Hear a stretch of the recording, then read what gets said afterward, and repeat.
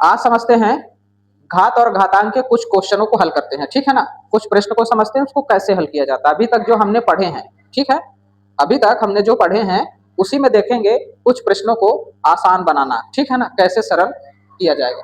पहला हमारा प्रश्न है कि सरल करके घातांकी रूप में व्यक्त करना। ये पहला क्वेश्चन है, इसको सरल करना है और घातांकी रूप में क्या करना है, व्यक्त करना है।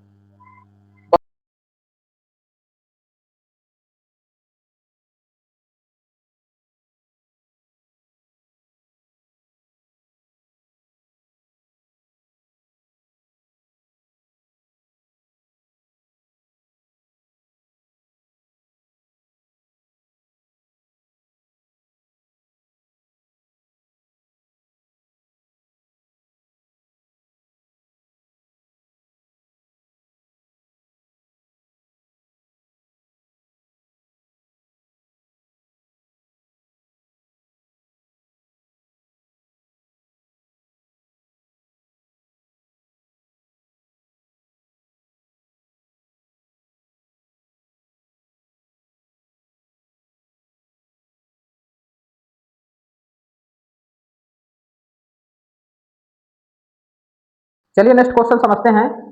हमारे सामने है 5 की घात 2 और इसकी भी घात 3 गुणे 5 की घात 4, फिर बड़ा कोष्टक लगा है, फिर इसके बाद भाग लगा है, फिर क्या लिखा है 5 की घात 7 लिखा है। इसको देखते हैं कैसे हल करेंगे, ठीक है। बहुत ही आसान है। पहले तो इसको देखेंगे हम।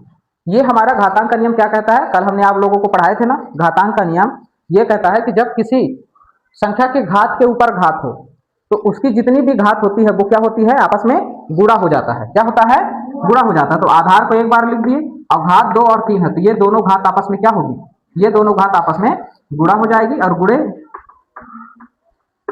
ये भागे 5 की घात 7 हो गया। अब ये देखो, ये 5 हो गया और ये 3 दूनी कितना हो गया 6 हो गया, गुणे 5 की घात कितनी हो गई 4 हो गई, और ये भाग, और ये बोर्ड मास के हिसाब से चलता है। पहले छोटा ब्रैकेट हटाएंगे फिर बड़ा ब्रैकेट हटाएंगे, फिर ठीक है ना।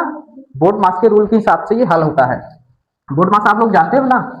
बोर्ड मास में बोर्ड बोर्ड मास का मतलब ये होता है कि बी से पहले ब्रैकेट हटाएंगे, फिर वो मतलब ऑफ कहीं पर का लिखा रहता है, जैसे 50 का 70%, इस तरह से। तो पहले ऑफ हटाते हैं, फिर डी का मतलब डिवीजन होता है यानी भाग हटाते हैं, फिर एम से मतलब मल्टीप्लीकेशन यानी गुणा, इसके बाद ए से एडिशन जोड़ को, इसके बाद स से सब्ट्रैक्शन यानी कि घटाने को हटाते हैं, ठीक है ना। इस तरह से करते हैं, बोर्ड मास का रूल है ना। अब यहां से देखो ये कौन सा घातांक का नियम है, किसी को मालूम है क्या, याद है।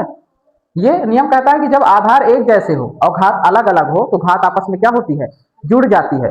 तो घात एक बार लिख देंगे और आधार को आपस में क्या कर देंगे, जोड़ देंगे, और ये भागे 5 घात 7 है। तो ये कितना हो गया, 5 की घात कितना हो गया, देखो ये दोनों आपस में जुड़ गया तो 10 हो गया, और भागे ये कितना हो गया 5 की घात 7 हो गया।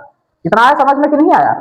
अब आगे देखो, ये कह रहा है, ये घातांक का ही नियम है कि जब आधार समान रहता है और दोनों घातांक संख्या को डिवीजन के रूप में लिखते हैं तो उसकी घात आपस में क्या होती है, माइनस हो जाती है। कितनी होती है, माइनस हो जाती है। इसलिए 5 के ऊपर 10 में 7 माइनस हुआ तो कितना आया, 3 आया। ये हमारा इसका आंसर हो जाएगा। भी लगातार समझिए। इसमें क्या करना होगा, अभी इसके पहले जो हमने क्वेश्चन बताया तो सेम इसी तरह से था कि नहीं था, इसी तरह से था ना। अब इसमें यह है कि 11 की घात 8 लिखा है तो 11 को आप लोग 8 बार लिखने लगोगे, ऐसा नहीं है। ध्यान से समझना इसको कैसे करना है। जैसे कि देखो 3 है गुणे 7 की घात 2 है, यहाँ पर 11 की घात कितनी है, 11 की घात 8 है। 21 को हम क्या लिख सकते हैं, 21 को लिख सकते हैं अभाज्य गुणनखंड के रूप में 3 गुणे 7, 7 त्रिक 21 होता है कि नहीं, 11 की घात 3। ध्यान से समझो, 3 से 3 कैंसिल हो जाएगा और एक 7 से यहां से एक 7 कैंसिल होगा। यहाँ पर तो 2 7 है ना, नीचे एक 7 है, तो एक 7 से एक 7 कैंसिल होगा तो एक 7 बचेगा, ठीक है। और यहाँ पर 11 3 ठो है तो 3 ठो 11 इससे कैंसिल होगा, तो यहाँ पर 8 ठो 11 है ना, तो 8 11 में से 3 ठो 11 जब कैंसिल हो जाएगा, कट जाएगा, तो कई ठो 11 बचेंगे, बताओ। 3 कैंसिल हो रहे हैं तो 5 बचेंगे, ठीक है। तो अब देखो ऊपर बचा 7 और कितना बचा, ये 11 कितने हैं, नीचे तो कुछ बचा ही नहीं, क्या बचा नीचे कुछ। ये हमारा क्या हो जाएगा, इसका आंसर हो जाएगा। समझ में आया कि नहीं आया। चलिए अगला क्वेश्चन समझते हैं। ध्यान से समझना तभी समझ में आएगा, नहीं तो नहीं आएगा, ठीक है ना। अगला क्वेश्चन है हमारे पास 2 की घात 0 गुणे 3 की घात 0 गुणे 4 की घात 0। आपको एक रूल बताया गया था कि कोई भी अगर घातांक संख्या लिखी गई है इस तरह से कि उसकी घात क्या हो, जीरो हो, तो कोई भी संख्या के घात में अगर जीरो होता है तो उसका मान कितना होता है, हमेशा एक आता है, ठीक है ना, हमेशा एक आता है। किसी भी संख्या के घात में अगर जीरो है तो उसका मान कितना होगा, एक आएगा।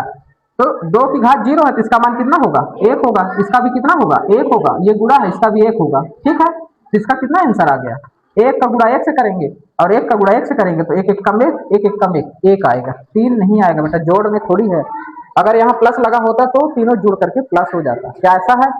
इसी तरह से ये भी है, इसी तरह से ये भी है, इसको भी देख लो कैसे हो जाएगा। तीन की घात कितनी है, जीरो, तीन की घात कितना है, जीरो है, तो इसका एक हो जाएगा, प्लस इसका भी कितना हो जाएगा, एक, और इसका एक हो जाएगा, एक और एक जुड़ेगा कितना हो जाएगा, दो, गुणे इसका एक हो जाएगा, तो दो एक कम दो, इसका कितना हो जाएगा, दो की घात जीरो है तो एक होगा, और ये एक हो जाएगा, इसका भी एक हो जाएगा। अब ये तीनों जुड़ के कितना हो जाएगा, इसका तीन हो जाएगा।